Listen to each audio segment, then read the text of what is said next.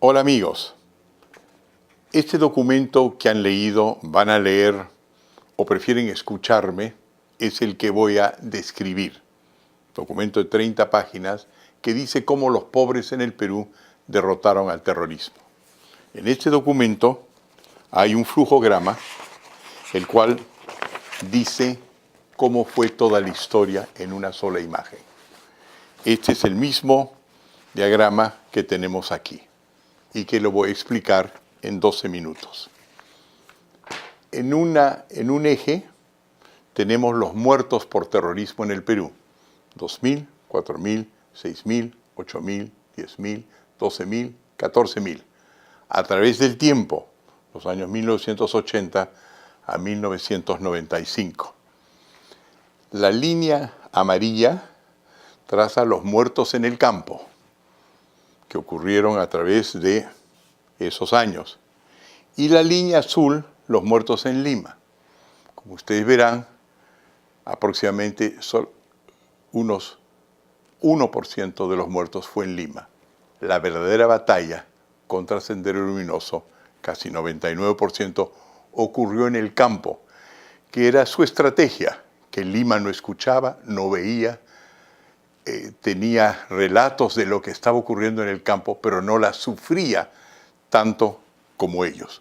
Recién comienza a sufrirla al final, cuando viene Tarata, cuando somos bombardeados nosotros, cuando viene su etapa petardista. Arranca Sendero en 1980, generalmente bien recibido por los campesinos, porque hicieron justicia y porque estaban de su lado.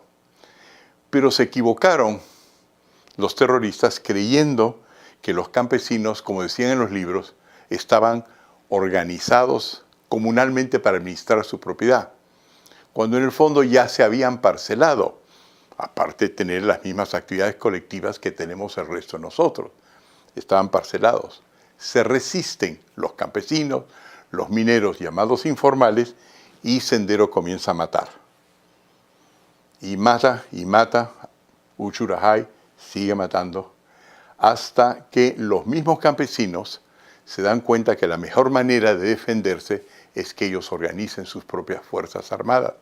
Y lo hacen creando fusiles que ellos mismos fabrican en casa, que se llaman hechizos y que tienen una distancia de 50, de 30 metros, que están hechos para cazar pajaritos y lanzas y cuchillas.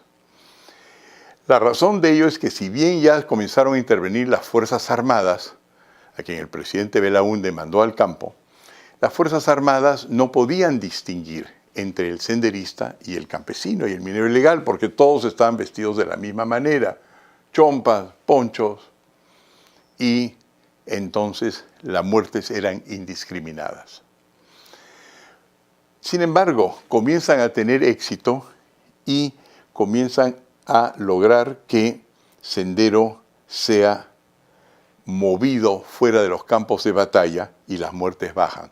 Pero Sendero ya en esos 5 años comprende que la forma de ganar la guerra no es atentando contra las costumbres de cómo la gente administra sus activos, sus tierras, sus animales, sus máquinas, sus comercios, sino más bien apoyándolos.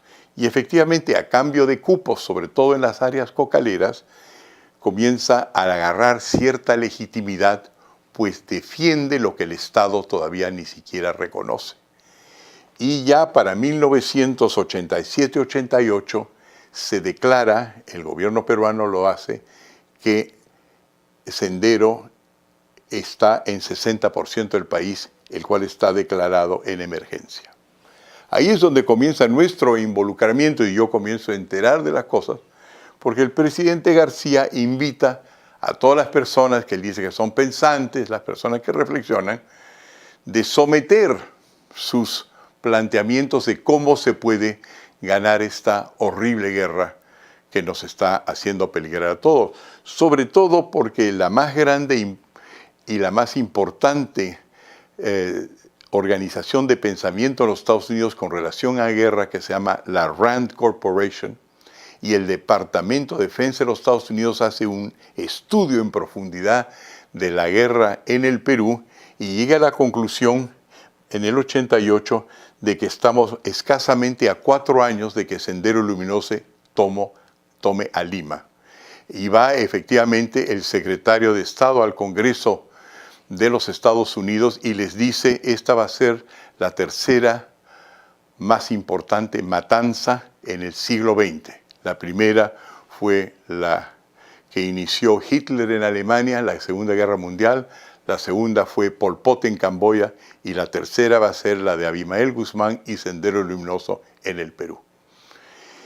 Y teniendo ese momento razón de reaccionar el presidente García, y eso hace que nosotros entonces hagamos un planteamiento básico. Estudiamos la situación, nos vamos al campo y proponemos que el presidente García lleve, tal como nos invitó a hacerlo, a la cumbre de Cartagena, de que lo importante es poder distinguir informales de criminales, que no es la misma cosa, que estas personas aquí que son los campesinos no son criminales, sino son personas defendiendo sus tierras, y que lo que el Estado tendría que hacer es aliarse con ellos para poder distinguir a los malos de los buenos, porque no hay otra forma de hacerlo en un país informal, donde la gente no tiene documentos, donde nadie sabe quién vive dónde y quién pertenece y qué pertenece a quién.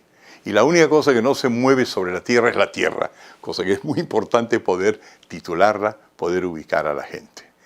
Y efectivamente nosotros vamos al campo, nos metemos en el Braem y nos metemos en el Alto Huallaga. Y comenzamos a ver de que hay 182 organizaciones que tienen los campesinos que delimitan cuáles son sus pertenencias y que les permite entre ellos llevarse en paz, y que son efectivamente los activos que Sendero Luminoso está defendiendo. Y los organizamos en una manera más o menos informal. Y aquí tenemos los distintos comités y comenzamos a ver de qué manera se pueden documentar los 182 para saber dónde y quién es dueño de qué según el Perú profundo. Cosas por las cuales evidentemente la gente está dispuesta a morir.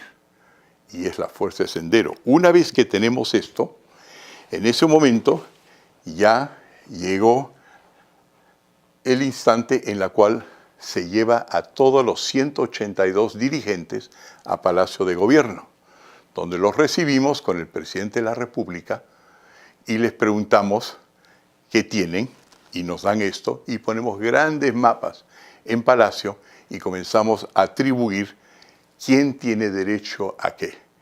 Y con esa información la agarramos, la sometemos a las autoridades americanas en Washington, en Europa, en Bruselas, y uno de mis allegados llega hasta Tokio.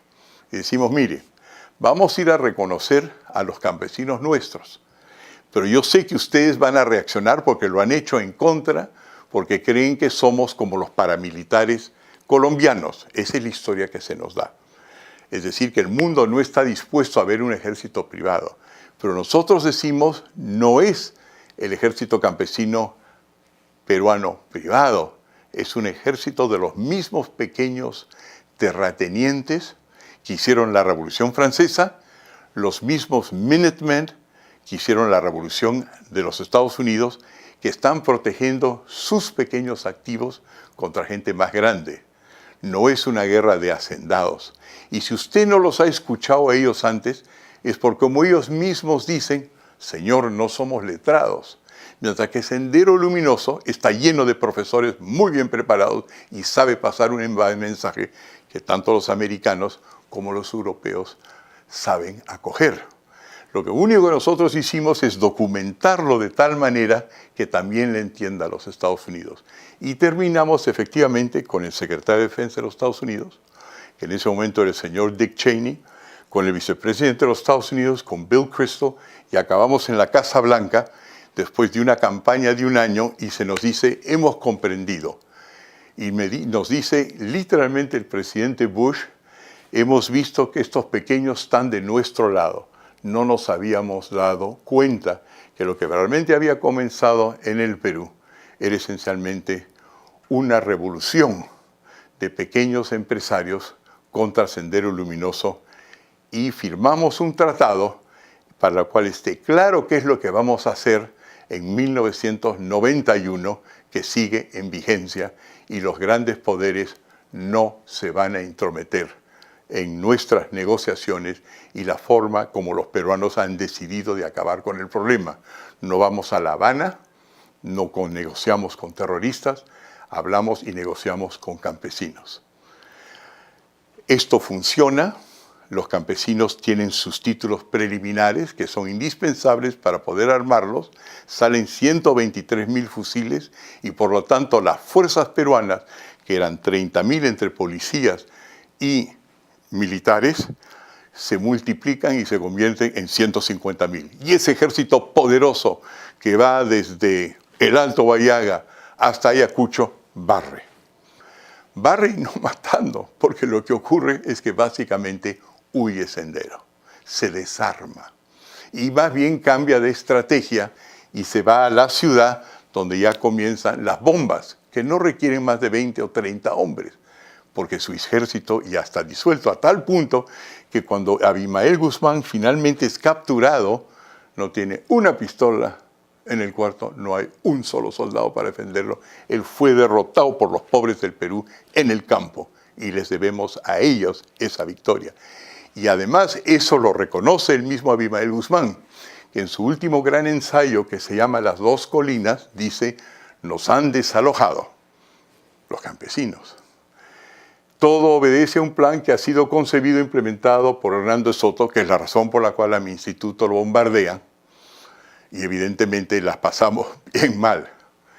Y dice agente del imperialismo, porque él sabe, bien informado, de que en el fondo ya no puede acudir a las instancias europeas ni americanas porque lo hemos neutralizado en el exterior.